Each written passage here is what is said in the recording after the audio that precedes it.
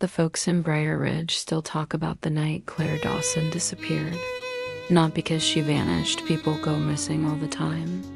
It's because of what she left behind: a running car, a phone still recording, and a whispered plea that chills anyone who hears it, even now.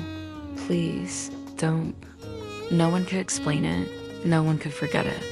And no one, absolutely no one, expected the truth to be far stranger than the disappearance itself.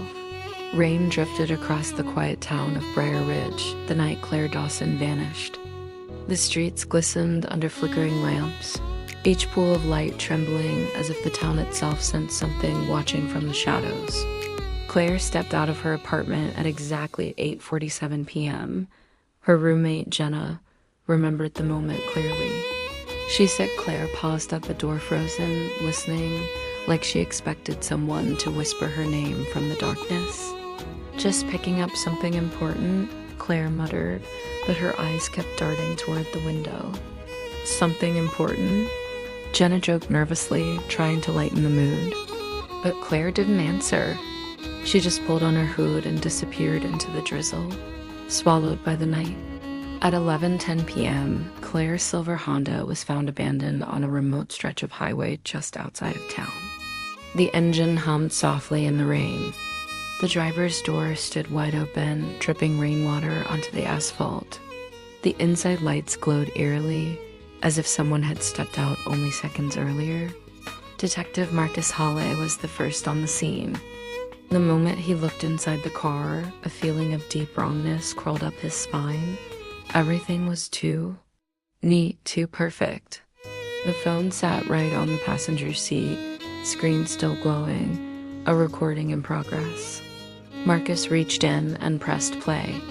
First, he heard Claire's breathing, uneven, shaky, like she was trying to stay quiet, then a sharp gasp. Then her desperate, terrified whisper, "Please, don't." It was followed by a violent, metallic slam, and then nothing. But the silence didn't feel empty. It felt full, as if someone else had been there with her, listening.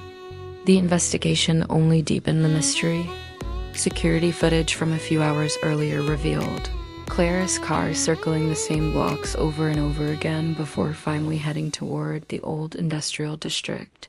It looked like she was searching for something. Or maybe avoiding something, or worse, being followed. At 9:02 p.m., a gas station camera caught Claire walking briskly down the sidewalk. She glanced behind her twice. On the second glance, her eyes widened in fear. Then the camera feed suddenly went black for 7 minutes. Exactly 7. When the feed returned, Claire Dawson was gone, vanished from the frame and from Briar Ridge. Marcus went to question Jenna, who revealed Claire's strange and fearful behavior over the past week. She kept saying she saw the same car following her. Jenna whispered, her voice trembling, "A blue pickup." "No plates?" Marcus asked if she'd told anyone else. She said she didn't want to sound paranoid. Jenna's voice cracked. But she was terrified. A cold knot formed in Marcus's stomach. This wasn't a random disappearance. Someone wanted Claire, and they had been preparing for days, watching her every move. The trail eventually led to the old Hawthorne factory, an abandoned industrial site known for its rusting metal, broken windows, and chilling urban legends. Locals claimed they sometimes heard machinery running at night, even though the factory hadn't operated for nearly 2 decades. Marcus and 2 officers entered cautiously, their flashlights cutting through the thick darkness. Their beams skimmed across ancient, silent machines and peeling walls. Every sound echoed back at them, drips of water, the shifting of old beams, their own heavy breathing. Then they reached a long hallway, ending in a heavy metal gate. It let out a screech as Marcus pushed it open, the exact same sound from the recording. The noise reverberated down the corridor like a scream trapped inside the factory's walls. Behind the gate was a small, dusty room filled with filing cabinets. Everything looked untouched for years, except for one drawer, left slightly open, as if someone had been here very recently. Inside, Marcus found several folders, 4 of them. 3 held the names of previous missing persons from the area. The 4th folder had a single name typed on the tab, Claire Dawson.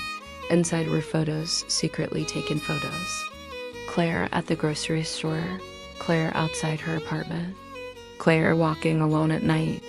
She hadn't just been followed, she had been hunted. Someone planned this, Marcus said, his voice hollow in the silent room. But who? The answer came from an unexpected source. On the 5th day of the investigation, Marcus received a text from an unknown number. It read, "You're too late, but she isn't gone. Find what she was looking for." Attached was an image. It was Claire, standing outside this very factory 2 weeks before she disappeared, speaking to someone hidden in the shadows. Marcus zoomed in on the image, his heart pounding. In a reflection in a window behind Claire, he could just make out a figure. A woman, tall, sharp features, long blonde hair. It was someone Marcus knew. Someone he never, ever expected to see again. Victoria Hale, his own sister. He hadn't spoken her name in 3 years. She had run from Briar Ridge after blowing the whistle on a major chemical leak at the Hawthorne factory. A leak the company had buried. A leak that cost 4 workers their lives. The man responsible, the company's security chief Robert Crane, had escaped justice. Victoria had vanished shortly after, with rumors saying she was hiding from Crane's threats. But now it seemed she had returned, and Claire Dawson had been helping her finally expose the truth. Following this new lead, Marcus searched the factory again, this time going deeper, looking for anything out of place. Behind a false wall in the basement, he found a hidden storage tunnel. Old lights flickered weakly as he descended, breathing in the cold, stale air. Halfway through the tunnel, he heard a faint cough. "Claire," Marcus shouted, rushing forward. And there she was, weak, shivering, covered in dust, but alive. And beside her was Victoria, bruised, exhausted, but defiant. "She saved me," Claire whispered hoarsely. "Crane tried to take me, but she fought him. She dragged me down here." Marcus knelt beside his sister, torn between overwhelming relief and simmering anger. "Why didn't you come to me?" he asked. Victoria gave a faint, tired smile. "Because Crane has eyes everywhere. I didn't know who I could trust. Not even you." Before Marcus could respond, heavy footsteps thundered down the tunnel. It was Crane. His silhouette filled the corridor, a weapon in his hand, pure rage twisting his face. "You shouldn't have come here, Detective," Crane snarled. "None of you should have." What followed was chaos, shouts, sparks, the crush of metal on concrete.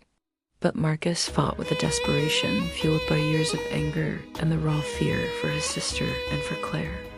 In the end, Crane was subdued, and the truth, long buried beneath the factory, was finally dragged back into the light. Claire survived.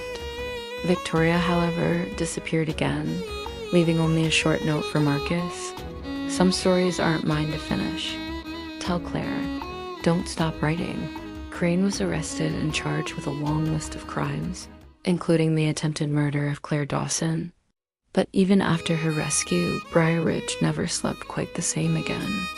People started double-checking their logs. They avoided quiet roads at night.